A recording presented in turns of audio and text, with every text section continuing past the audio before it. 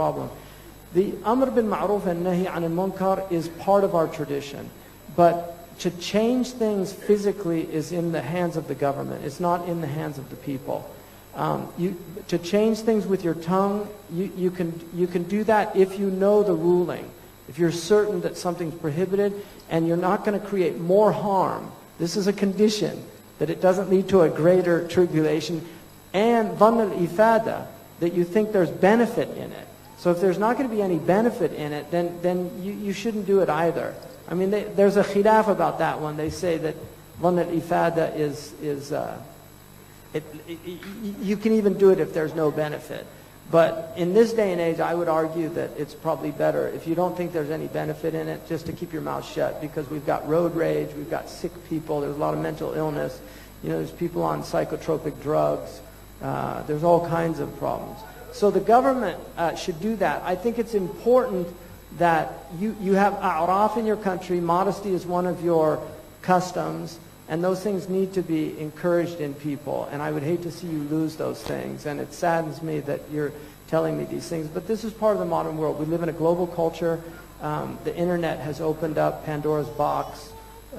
And so the evils of the internet have spread everywhere. But desensitization is a reality, and people do become desensitized. Madonna actually said in Advocate magazine, which is a gay magazine, in an interview that she did for that magazine, which is a homosexual magazine in the United States, she said that one of the reasons that she kisses girls in public on stage is because she wants people to get used to seeing this. They might initially be disgusted by it, but she said, but it also might excite them, and eventually they'll see it as a normal thing. So these are people that are literally, they have agendas. They're advocating social change, and it's not for traditional values. She ended one of her songs with the three of them singing at the Grammys.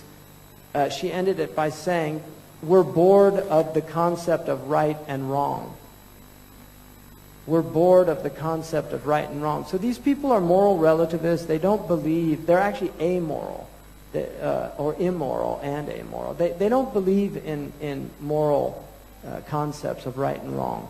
They believe in the concept of do what thou wilt. And this is one of the first teachings of the prophets. If you have no shame, do whatever you want. Our prophet said that. إِن لَمْ تَسْتَحِي فَاصْنَعْ مَا شِئْتَ. And so part of the modern culture is to remove shame or modesty from people. And our prophet said every religion has a characteristic. And the characteristic of my religion is modesty. And children are modest by nature. They're not shameless.